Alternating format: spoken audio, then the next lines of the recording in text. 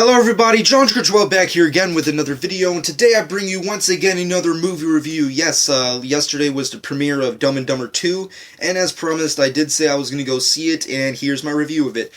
First off, if you have yet to see the movie, this review may contain spoilers, so go check out the movie, then come back and let's chit-chat about the movie. Nevertheless, Dumb and Dumber 2 is, of course, the obvious direct sequel to the original Dumb and Dumber movie created by the Farrelly brothers, and the Farrelly brothers came back to co-write and direct, and now we got actual reprisals by the main cast, which is, of course, Jim Carrey as Lloyd Christmas and Jeff Daniels as Harry Dunne. So I think it was just amazing that they were able to get them back in and of itself.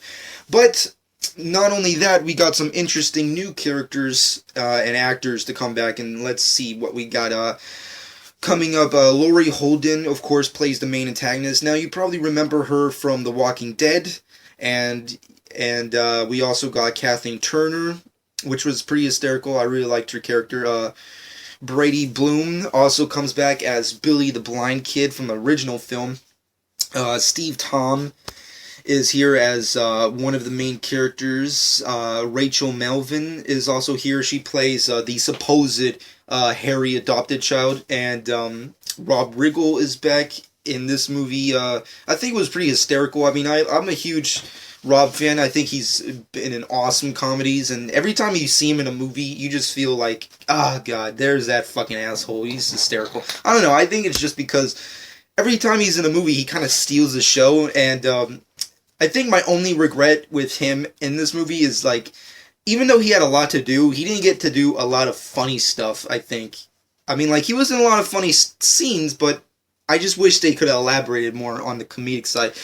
But also, we got Paul Blackthorne as a doctor, and you probably remember that name, and yes, it's Detective Lance from the Arrow universe, and I think it was pretty awesome to see him in this movie. I wasn't expecting to see him, but when I first saw him on screen, I was like, oh, Detective Lance, what the heck is he doing? I don't know, I personally really loved it. I'm a huge fan of Arrow, as you already know. I've been reviewing Season 3 every week, so I'm a huge fan of Arrow. And seeing Paul Blackthorne in the movie was pretty badass. I thought he was hysterical. I wish they could have gave him some more scenes, but nevertheless, he was pretty awesome. And also, we got some interesting cameos by Mama June. You probably remember her. Eric Schmidt, Cam Neely, who reprises his role as Seabass from the original film. And of course, we got a very interesting cameo by Bill Murray. Now, if you've yet to see the movie, I'm going to release a little spoiler to you guys, but here we go. Bill Murray actually plays Walter White in this movie. Yes, he doesn't really get a lot to do. I wish they could have elaborated more on this, but Bill Murray basically plays a parody of Walter White. There's a sequence in the movie where Harry and Lloyd, after leaving the mental hospital, go back to their iconic apartment and find that Harry has been harvesting a meth cook, and the meth cook is basically Walter White, and there you go. That's pretty much. I really liked it. I mean, like, when I first saw it, I thought it was hysterical because, as you know, I'm a huge Breaking Bad fan, and my only fault with the sequence is that, for one, I wish they could have done more with that. And second, I wish they could have had Bill Murray do more in the movie. I mean, yes, it's just a cameo, but it would have been fun to see more stuff. Also, I would have liked Bryan Cranston to do it. I mean, like, no offense to Bill Murray, I love Bill Murray, but at the same time, it just would have been funnier. It just would have been a hell of a lot funnier, and not to mention the fact that, you know, Bryan Cranston does a lot of goofy comedic roles at times. I'm pretty sure it wouldn't have been that, much convincing to get, Farrelly brothers to have Bryan Cranston in the movie, I think it wouldn't have been that big of a deal. And plus, I don't know, it would be kind of hysterical. I mean, like, majority of the people that are in this cast are from TV, Laurie Holden's from The Walking Dead, and of course, Paul Blackthorne's from Arrow, so I don't know, I thought it would have been funnier if they had Bryan Cranston, so just to tie up all the TV shows that I personally like, but nevertheless, it was a pretty interesting topic, pretty cool, like, little reference / cameo. Nevertheless, the overall plot of the story is essentially after the 20 years later, after the events of the first film, Harry discovers that Lloyd's been in a comatose state for the past 20 years and has been in a mental hospital, and because of the failed romance of where's Mary Swanson in the first film, and Harry tries to convince Lloyd to come out of it, and Lloyd just comes out in a big overall reveal by saying, "Gotcha." We already saw this from the trailer. Essentially, Lloyd was faking that he was in a comatose state for the past 20 years as just a humongous, elaborate gag, stupid gag, just to, fool Harry that he was, in a comatose state the whole time, which was hysterical at first.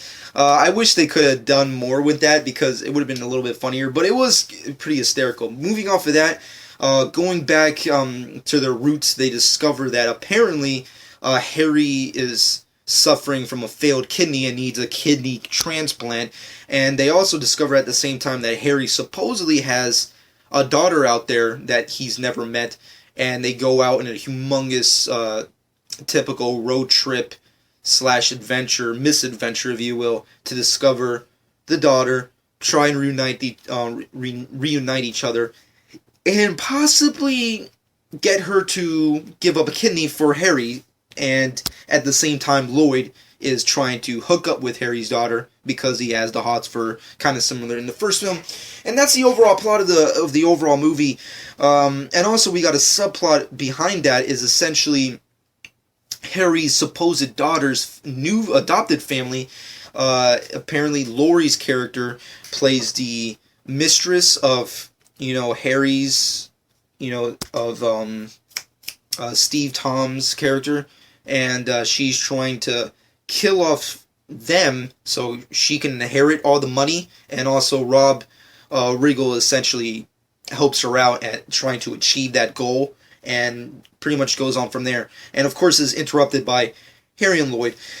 But I didn't really like that subplot. I mean, no offense to Rob Riggle and Laurie Holden and Rachel Melvin, but at the same time, I don't know, I just felt it was unnecessary. And plus, when I look at reevaluate that whole sequence, all I can think of is that entire sequence kind of just feels very familiar. And you want to know why it does? Because for one, it's just a rehash of Three Stooges. It's just the same exact plot, except you throw out the Three Stooges and replace it with the Dumb and Dumber characters. That's essentially the overall freaking plot. And I thought that was completely unnecessary. I mean, they have a perfect opportunity to do anything, and they basically do the same thing they did in Three Stooges, just with Dumb and Dumber characters. I thought it was unnecessary, but nevertheless, the whole movie was hysterical. It was a good, fun ride throughout the movie. There's lots of crazy antics and nonsense going around.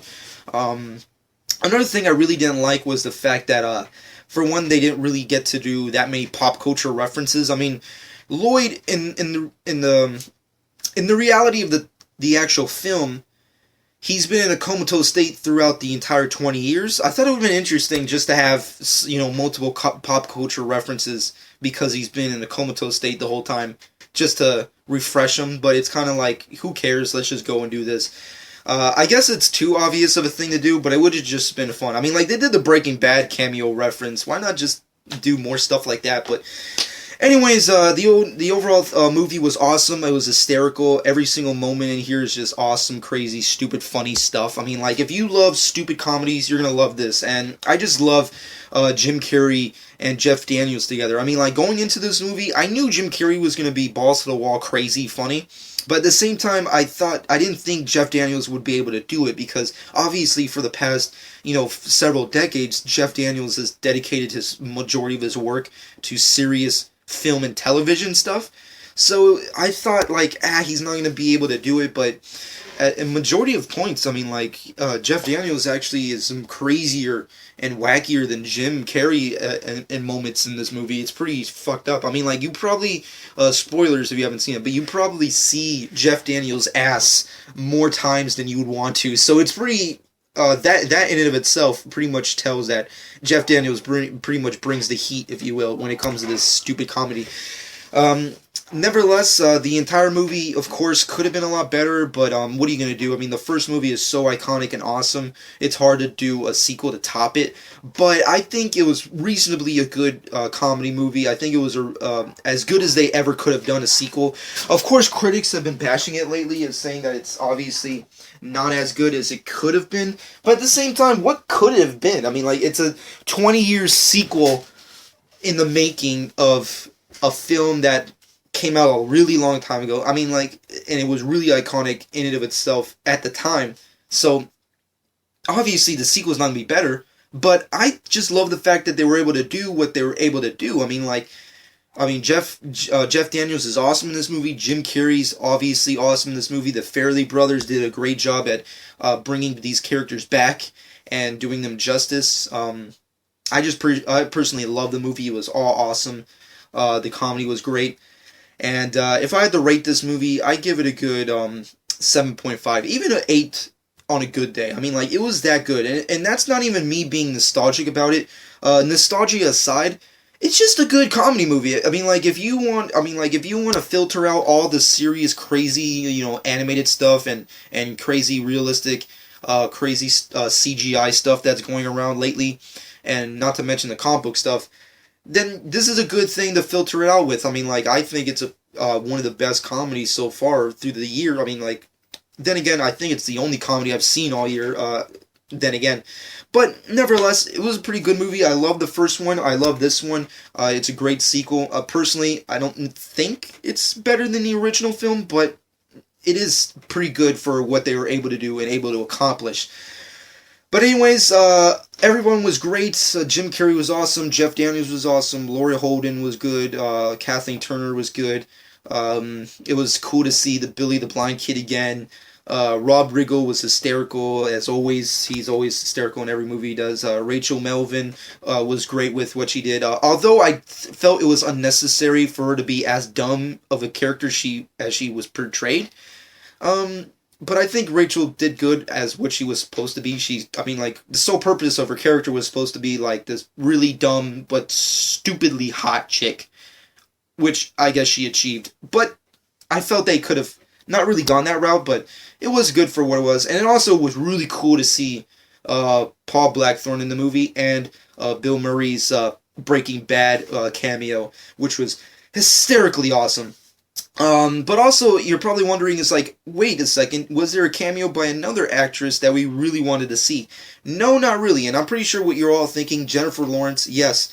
It was reported that Jennifer Lawrence was supposed to have a cameo in this movie. Everybody said it, even herself said that she was going to have a cameo in this movie as a younger version of Kathleen Turner in a flashback sequence in the film itself. But apparently, some creepy, behind the scenes type of shit happened where Jennifer Lawrence, I guess, supposedly asked the Farrelly brothers to remove her scene from the final cut of the movie. And also there's other speculation that apparently Jennifer Lawrence never even filmed her scene. She just, I guess, looked at it and said, yeah, I'm not going to do that, so can you please take it out? And I guess the Farrelly brothers were like, fuck it. I don't know if that's true or not.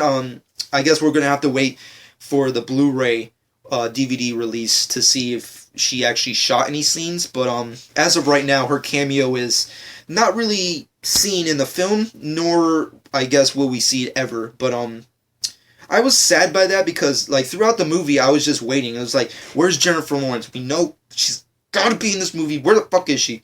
And when I saw it in full, I realized that she wasn't in the movie, which disappointed me greatly. I don't know why she didn't do it. Out of all the serious crazy shit she's going to be doing in the future, in the current future, not to mention the ending of the Hunger Games sequels, I think it would have been good for her to do, like, just a straight ahead, standalone comedy, but, what are you going to do? We can't have it all. Although it would have been nice, come on, we already saw the photos, why not just do something crazy? Come on, we saw the photos, no offense, but yeah, we saw them. Just saying. Just saying. But nevertheless, it was a good comedy. It was a great movie. It wasn't a perfect movie, obviously, but it is what it is. It's supposed to be a stupid comedy. That's the sole purpose of its. That's the sole genesis of its freaking creation. Is to be a stupid comedy. So I don't know why people are taking it too seriously and trying to treat it as like a comedy by like Seth Rogen or like Jonah Hill or something.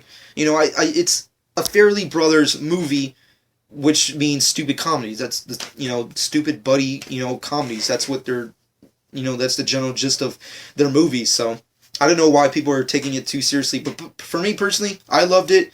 I love the original film. It's hands down.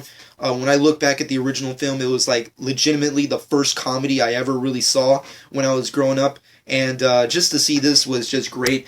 It was awesome. I'm just saying, if you want a recommendation, I definitely recommend anybody to see it. I mean, like, it's just a great movie, and it's just a fun ride throughout the whole sequence that you get to see every single thing. I mean, like, there's so many crazy things that happen in this movie. It's hard to even remember and just tell you everything. You just have to go out and see it yourself. But I think that's going to be it. But in the comment section below, let me know what you personally think about the movie, if you saw it. What did you think about Jim Carrey and Jeff Daniels reprising the roles? Did you think they were up to par with their previous versions? Also, what did you think about the Breaking Bad references? And overall, what did you think about the movie in comparison to the first film? And I think that's going to be it. I gave it a 7.5, but what do you give it? Subscribe to my channel if you've not done so already. I hope everyone has enjoyed this. Been John 12.